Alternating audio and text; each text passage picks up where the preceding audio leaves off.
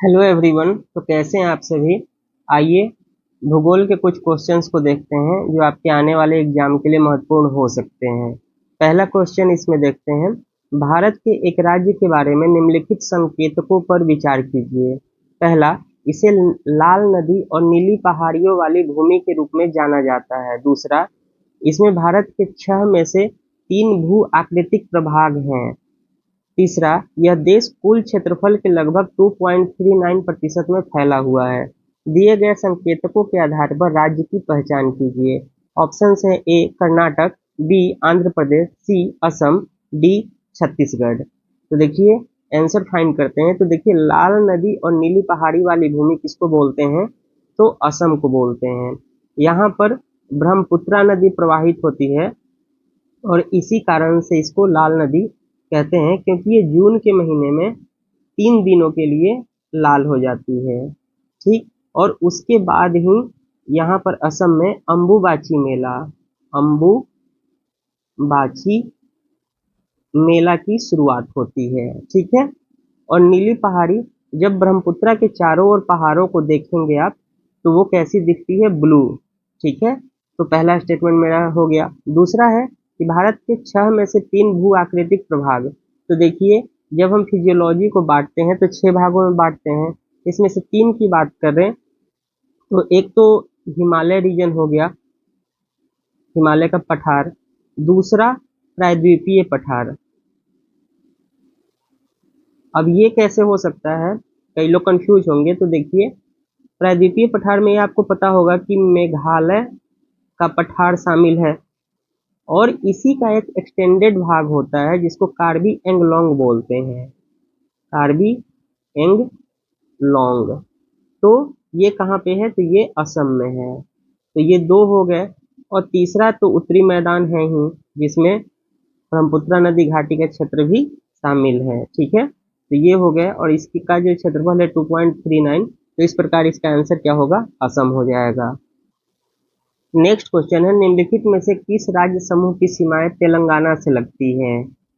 आपके ऑप्शन है ए उड़ीसा, आंध्र प्रदेश, कर्नाटक, महाराष्ट्र। बी है छत्तीसगढ़, आंध्र प्रदेश, कर्नाटक, मध्य प्रदेश। सी है उड़ीसा, आंध्र प्रदेश, कर्नाटक, मध्य प्रदेश। डी है छत्तीसगढ़, आंध्र प्रदेश, कर्नाटक और महाराष्ट्र। तो आपको पता होगा कि तेलंगाना जो है आंध्र प्रदेश से हो अलग हुआ है। ठीक है। और ये कब हुआ था, तो 2 जून 2014 में। ठीक। अब देखिए अगर हम इंडिया का ऐसे मैप देख लें और अगर आपको थोड़ा भी अंदाजा हो, मैप को अगर आकलन किए होंगे आप, तो देखिए मध्य प्रदेश काफी दूर है। ठीक है। क्योंकि मध्य प्रदेश से अलग होके छत्तीसगढ़ बना था। तो इस हिसाब से देखें तो मध्य प्रदेश यहाँ भी है और यहाँ भी है। तो इस प्रकार से ये दोनों तो नहीं होगा। अब देखते हैं इसमें कि क्या हो सकता है। तो आप कंफ्यूज हो सकते हैं, एक उड़ीसा को लेकर और एक कर्नाटका को लेकर भी कंफ्यूज हो सकते हैं। तो देखिए यहाँ पर जैसे हमने, ये हो गया अपना आंध्र प्रदेश, तो इसके ऊपर जो ये बना हुआ है यही है तेलंगाना। और तेलंगाना चूंकि यहाँ पर मध्य प्रदेश था, तो मध्य प्रदेश का ही भाग कट के यहाँ पर जो है क्या बना है आपको, छत्तीसगढ़। ठीक। और ये आंध्रा है, ये छत्तीसगढ़ है और इधर उड़ीसा है, लेकिन ये जो है उड़ीसा इससे टच नहीं करता है। तो इस हिसाब से देखें तो पहला भी ऑप्शन हमारा गलत हो जाएगा। तो बच गया छत्तीसगढ़, आंध्र प्रदेश और कर्नाटका इस साइड में है तो ये टच करता है। और इधर महाराष्ट्र का एरिया है जो ऊपर वाले भाग में, तो ये टच करता है। तो इस हिसाब से डी आंसर हो जाएगा। नेक्स्ट क्वेश्चन है, रानी ने अपने मित्र को बताया कि उसने पिछले वर्ष 4 विभिन्न झीलों नामतः लोकटक, बारापानी, कोलेरू और पुलिकट में नौका विहार किया। उसने निम्नलिखित में से किन राज्यों का भ्रमण किया। ए मणिपुर, मेघालय, केरल, तमिलनाडु। बी मणिपुर, मेघालय, आंध्र प्रदेश, तमिलनाडु। सी मिजोरम, असम, केरल, तमिलनाडु। डी मिजोरम, असम, आंध्र प्रदेश, तमिलनाडु। तो देखिए अगर फेमसली अगर आप जानते होंगे तो लोकटक लेक जो है मणिपुर में है। तो इस हिसाब से जहां जहां मिजोरम होगा वो तो हमारा नहीं होगा। तो ए और बी बच गया। अब देखिए, कोलेरू और पुलिकट के बारे में आप अवश्य जानते होंगे। यहाँ कंफ्यूजिंग थोड़ा सा है। जो कोलेरू है वो है गोदावरी एंड कृष्णा, इन दोनों के बीच में है, ठीक। और ये दोनों नदियां कहाँ पे है? आंध्र प्रदेश में। तो इस प्रकार से ये तो आंध्र प्रदेश में हो गया। पुलिकट क्या है? ये है तमिलनाडु और आंध्रा के बॉर्डर पर। तो चूंकि आंध्रा एक पहले से हो गया, तो हमारा क्या होगा? एक तमिलनाडु साथ में आ जाएगा। तो तमिलनाडु हो गया, आंध्र प्रदेश हो गया और मणिपुर हो गया। अब यहाँ भी मेघालय है, यहाँ भी मेघालय है, इसका मतलब ये कॉमन होगा, तो बी हमारा आंसर हो जाएगा। क्योंकि बड़ा पानी जो है, बारा पानी, वो मेघालय में है। कहाँ है? मेघालय में। तो इस हिसाब से बी आंसर हो जाए। तो इस तरीके से आप क्वेश्चन को सॉल्व कर सकते हैं। देखिए, नेक्स्ट क्वेश्चन है 2011 की जनगणना के अनुसार निम्नलिखित में से कौन सा कथन सही है? पहला है, ऐसा व्यक्ति जो केवल पढ़ सकता है किंतु लिख नहीं सकता वह साक्षर नहीं है। दूसरा, 7 वर्ष और उससे अधिक की आयु के व्यक्ति जो किसी भी भाषा की समझ रखते हुए पढ़ और लिख सकते दोनों कर सकता है, वो साक्षर माना जाता है। निम्नलिखित दिए गए कूट का प्रयोग कर सही उत्तर दीजिए। ए केवल एक, बी केवल दो, सी एक और दो, डी ना तो एक और ना ही दो। तो इसका जो सही आंसर होगा ये सी होगा, दोनों होगा। क्योंकि पढ़ना और लिखना दोनों आना चाहिए और 7 वर्ष या उससे अधिक आयु उम्र की होनी चाहिए। नेक्स्ट जो क्वेश्चन है, भारत के क्रमशः कितने तटीय और स्थलबद्ध राज्यों में से होकर कर्क रेखा गुजरती है? ए 1 और 7, बी 2 और 6, सी 2 और 5, डी 3 और 5। तो देखिए, अगर आपको याद हो तो ये हो गया हमारा इंडिया का मैप, यहाँ हो गया ये गुजरात, और यहाँ से अगर हम इसको ऐसे बना लें तो यहाँ से ऐसे जाएंगे तो ये हो गया हमारा कर्क रेखा। तो सबसे पहले गुजरात आता है, ठीक है, गुजरात, देन राजस्थान, यहाँ लिखता हूँ गुजरात, फिर राजस्थान, फिर एमपी, फिर छत्तीसगढ़, फिर आपको आ जाएगा झारखंड, एंड फिर आएगा आपको त्रिपुरा, नहीं वेस्ट बंगाल, फिर त्रिपुरा और फिर मिजोरम। तो अब आप देखिए तटीय देश, तो एक तो गुजरात हमारा तटीय देश हो गया, और यहाँ पर जो है वेस्ट बंगाल है, ये भी क्या है? तटीय राज्य हो गया। तो 2 तटीय राज्य होंगे और फिर 6 जो होंगे लैंडलॉक्ड होते हैं। तो इसका आंसर हो जाएगा बी। नेक्स्ट जो है, निम्नलिखित में से असम का निर्जातीय समुदाय इथनिक कम्युनिटी कौन सा है? ए भील, बी गोंड, सी अहोम, डी आदि। तो इसका सही आंसर क्या होगा? अहोम। हिस्ट्री में भी हम पढ़ते हैं अहोम राजा के बारे में। अन्य तो आप जानते ही होंगे, एक आदि हो सकता है आप नहीं जानते हो, ये मैक्सिमम लोग अरुणाचल प्रदेश में हैं, ठीक है।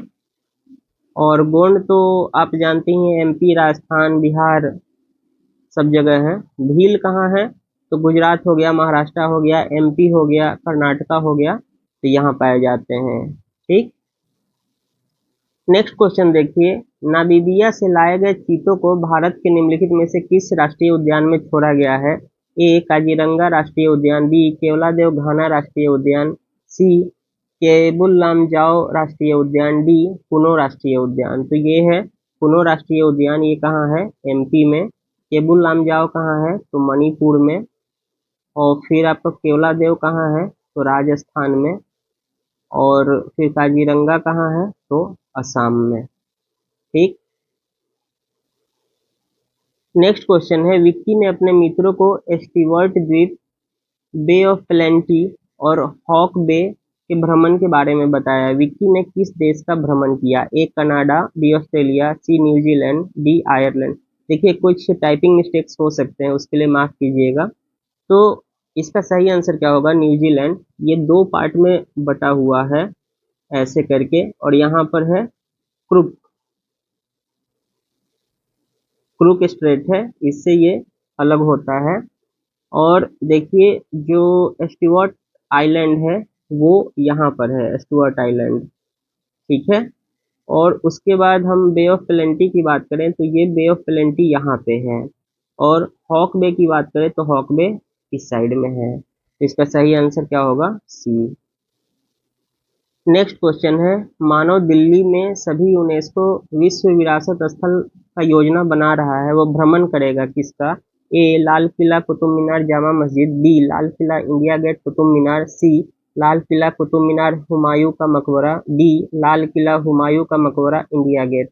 इसका सही आंसर क्या होगा? सी होगा, लाल किला, कुतुब मीनार और हुमायूं का मकबरा। नेक्स्ट है, यदि कोई पश्चिम से पूरब की ओर जाता है तो गंगा नदी के तट पर स्थित शहरों का सही क्रम क्या होगा? ए प्रयागराज, कानपुर, भागलपुर, पटना, बी प्रयागराज, कानपुर, पटना, भागलपुर, सी कानपुर, प्रयागराज, भागलपुर, पटना, डी कानपुर, प्रयागराज, पटना, भागलपुर। तो देखिए, अगर आप दिल्ली से कभी भी ट्रैवल करके आएंगे पटना पटना की तरफ, तो सामान्यतः आप दिल्ली से कानपुर आएंगे, फिर कानपुर से प्रयागराज आएंगे, और फिर उसके बाद पटना आएंगे, और पटना के बाद आप भागलपुर जाएंगे, ठीक। लेकिन कई लोग कह देंगे कि, लेकिन आप ध्यान रखिए, अगर ट्रेन से ट्रेवल कर रहे हैं, और कई लोग कह सकते हैं कि अन्य जो ट्रेनें हैं जो लखनऊ रूट से आएगी वो नहीं जाएगी भाई, तो इसको ध्यान रखना है, ठीक है। इसका सही आंसर क्या होगा? डी होगा, कानपुर, प्रयागराज, पटना और भागलपुर। नेक्स्ट जो है, निम्नलिखित में से किस राज्य का उत्तर दक्षिण दिशा में सर्वाधिक विस्तार हुआ है? ए झारखंड, बी तेलंगाना, सी उड़ीसा, डी छत्तीसगढ़। तो देखिए, ये टफ क्वेश्चन है, आपको मतलब एक सेंस होगा तभी आप सही कर पाएंगे। अगर आप भारत का मैप देखे होंगे, उसमें राज्यों का मैप देखेंगे, तो सही आंसर होगा आपको छत्तीसगढ़, क्योंकि छत्तीसगढ़ का जो बनावट है वो इस तरीके का है, मतलब सामान्यतः इसको करना बड़ा टफ है, क्योंकि इसका हमें डिस्टेंस पता नहीं होता, लेकिन एक अनुमानतः मैं बता रहा हूँ कि छत्तीसगढ़ पे आप जा सकते हैं, ऑप्शन जो दे रखा है उसके हिसाब से। नेक्स्ट क्वेश्चन है, मैच करना है लिस्ट फर्स्ट को लिस्ट सेकंड से, अब करेक्ट आंसर फाइंड आउट करना है। लिस्ट फर्स्ट में डे दे रखा है, लिस्ट सेकंड में डेट दे रखा है। ए है वर्ल्ड वेटलैंड डे, बी है इंटरनेशनल टाइगर डे, सी है वर्ल्ड वाटर डे, डी है इंटरनेशनल मदर अर्थ डे। और इधर डेट में दिया है फर्स्ट 29 जुलाई, सेकंड 22 अप्रैल, थर्ड 2 फरवरी और फोर्थ 22 मार्च। तो देखिए, वेटलैंड जो है 2 फरवरी को मनाते हैं, क्योंकि इसी दिन वेटलैंड कन्वेंशन हुआ था 2 फरवरी 1971 को।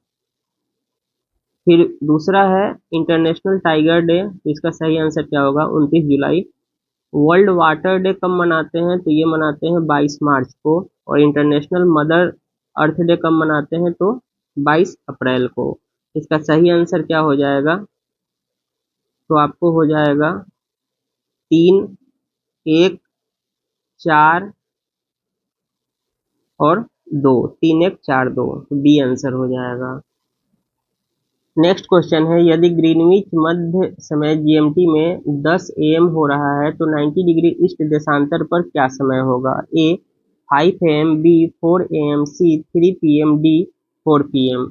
तो देखिए, आपको पता होगा कि 1 डिग्री में 4 मिनट का समय होता है, तो इस हिसाब से देखें तो 9 चौका 36 हो जाएगा, तो 360 मिनट हो जाएगा, तो ये 6 आवर हो गया, ठीक। तो इसमें 10 में 6 जोड़ लेंगे तो 4 PM इसका आंसर हो जाएगा, ठीक है। दूसरा तरीका ये भी हो सकता है कि 15 डिग्री में क्या होता है? 1 घंटा होता है, तो यहाँ 15 छक्का 90 डिग्री हो गया, तो यहाँ भी 6 से गुना कर देंगे तो 6 आवर आ जाएगा, फिर 6 जोड़ देंगे तो यही आ जाएगा। नेक्स्ट क्वेश्चन है, निम्नलिखित में से किस ग्रह समूह को गैसीय ग्रह कहा जाता है, क्योंकि वह मुख्यतः हल्की बर्फ, द्रव और गैसों से बने होते हैं? ऑप्शन है A Mangal, Brihaspati, Neptune, Uranus, B Brihaspati, Uranus, Neptune, Shani, C Shani Mangal Brihaspati Neptune, D Neptune Shani Mangal Uranus. तो देखिए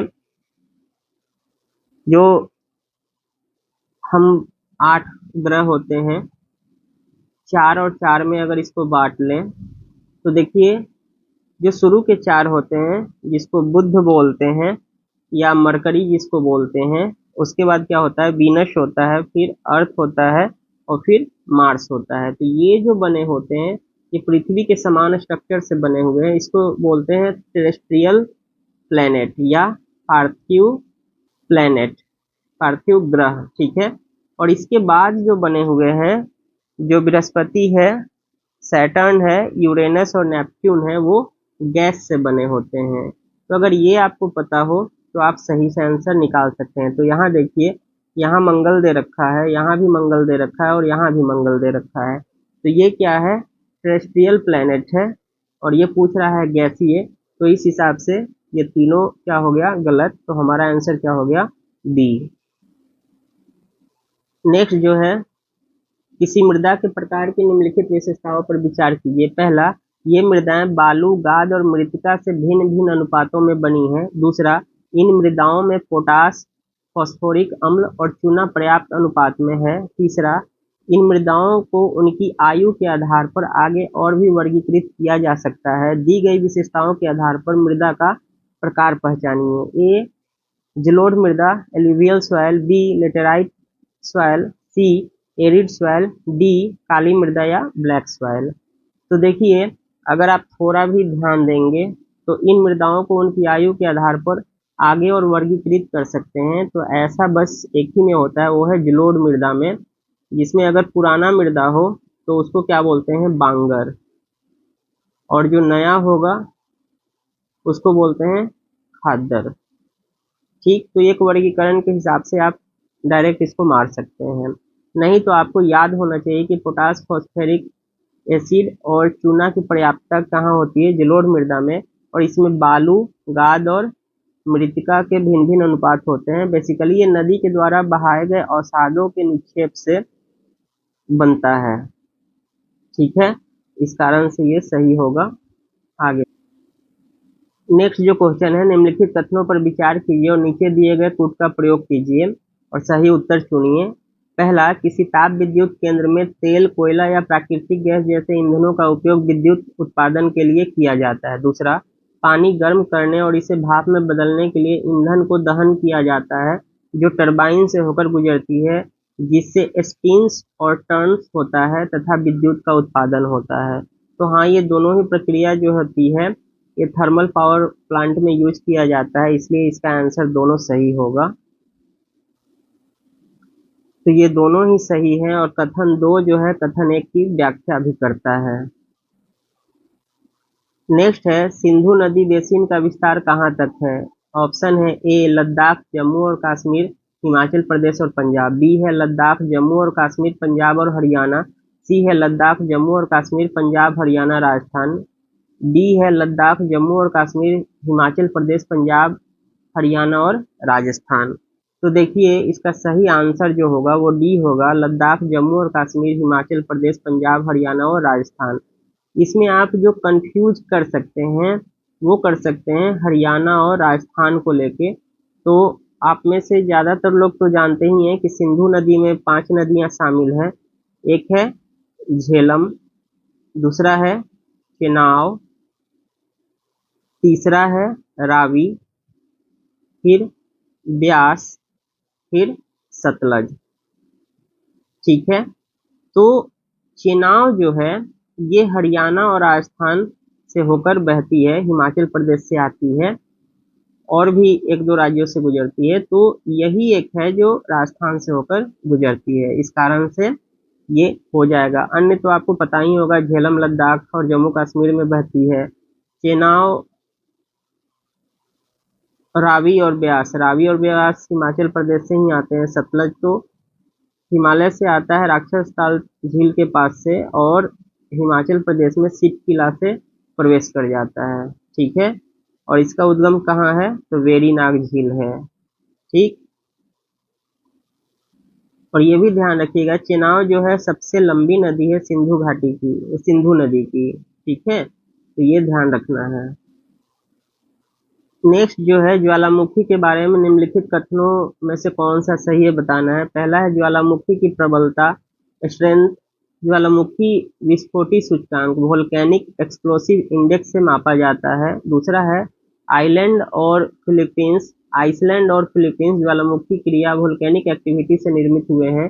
तीसरा है ज्वालामुखी मिट्टी उपजाऊ गहरी और उर्वर होती है तथा इसमें गहन कृषि कार्य की जा सकती है। नीचे दिए गए कूट का प्रयोग करके सही उत्तर चुनना है। तो देखिए बिल्कुल इसका जो स्ट्रेंथ है और वोल्केनिक एक्सप्लोसिव इंडेक्स से ही मापा जाता है वोल्केनो की प्रबलता को, तो पहला सही है। और ये वोल्केनिक एक्टिविटी से ही फिलीपींस और आइसलैंड बने हुए हैं। और ज्वालामुखी प्रक्रिया से जो मिट्टी निर्मित होती है उसको ब्लैक सॉइल कहते हैं। और ब्लैक सॉइल क्या होता है, जल को अवशोषित करके रखता है, ठीक है, और गहरा और उर्वर भी होता है, इसलिए इसको रेगुर भी बोलते हैं। और इसमें कपासी मिट्टी भी बोलते हैं, इसमें कपास की खेती की जाती है। ठीक, तो ये तीनों ही सही होगा। नेक्स्ट क्वेश्चन है, मेघ के एक प्रकार की निम्नलिखित विशेषताओं पर विचार कीजिए। ये संवहन से निर्मित होते हैं।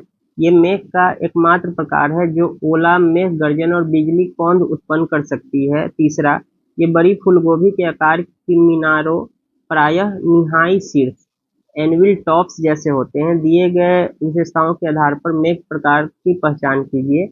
पहला है ए स्तरीय कपासी मेघ स्ट्रेटोक्यूमुलस, बी कपासी वर्षी मेघ क्यूमुलोनिम्बस, सी कक्षाभ कपासी मेघ साइरस क्यूमुलस, डी वर्षा स्तरीय मेघ निम्बो स्ट्रेटस। तो इसका जो सही आंसर होगा वो होगा क्यूमुलोनिम्बस। ये जो भी विशेषता है इसकी पाई जाती है, ये सबसे ऊपर पाया जाता है, आप देखिएगा। नेक्स्ट जो है, निम्नलिखित भारतीय राज्यों में से किसकी सबसे लंबी तट रेखा है। ए तमिलनाडु, चलिए बी गुजरात, सी महाराष्ट्र, डी आंध्र। तो इसका सही आंसर क्या होगा, गुजरात होगा। उसके बाद ये फर्स्ट नंबर पे आता है, उसके बाद तमिलनाडु का स्थान है, उसके बाद तीसरे नंबर पर जो आता है वो है आंध्र प्रदेश, और चौथे नंबर पर जो आता है वो है महाराष्ट्र। ठीक, तो ये सीक्वेंस ध्यान रखना है कि गुजरात, तमिलनाडु, आंध्र प्रदेश और महाराष्ट्र। नेक्स्ट क्वेश्चन है, निम्नलिखित कथनों में से कौन सा सही है। पहला है विशाखापत्तनम पत्तन एक भू आबद्ध पत्तन है, मतलब लैंड लॉक्ड पोर्ट है। दूसरा है दीनदयाल पत्तन एक ज्वारीय पोर्ट है। दिए गए कूट का प्रयोग कर सही उत्तर चुनिए। ए केवल एक, बी केवल दो, सी एक और दो दोनों, डी ना तो एक और ना ही दो। तो इसका जो सही आंसर होगा वो सी होगा। विशाखापत्तनम जो है लैंडलॉक्ड है। और दीनदयाल पत्तन किसको बोलते हैं, तो जो कांडला पहले नाम था, कांडला का ही नाम बदल के हमने दीनदयाल पत्तन कर दिया है, और ये कहाँ है, गुजरात में। ठीक है, ये देखिए वर्ष 2011 और 2021 के बीच भारत के वनाच्छादित क्षेत्र में वृद्धि हुई है, तथापि इसी अवधि के दौरान भारत के किस वनाच्छादित क्षेत्र में कमी भी आई है। ए अति सघन वन, जिसमें क्या होता है कैनोपी डेंसिटी 70% से अधिक होता है। मध्यम सघन वन, इसमें कैनोपी डेंसिटी 40 से 70 होता है। सी खुला वन 10 से 20%, और डी बी और सी दोनों। तो इसका सही आंसर बताएं क्या हो सकता है। मैंने डिस्कस भी किया था आप लोग को। तो वर्तमान में टोटल कितना forest cover plus tree cover है, तो 24.62%। ठीक है, और जो मध्यम सघन वन है उसका जो है वनाच्छादित क्षेत्र उसमें कमी आई है, मैंने तुलना करके आपको दिखाया भी था 2019 के फिगर से। ठीक है, तो चलिए मिलते हैं नेक्स्ट क्लास में। तब तक चैनल पर नए हैं तो सब्सक्राइब करें, लाइक करें, शेयर करें, बेल आइकन को दबाएं और नोटिफिकेशन पाएं। धन्यवाद।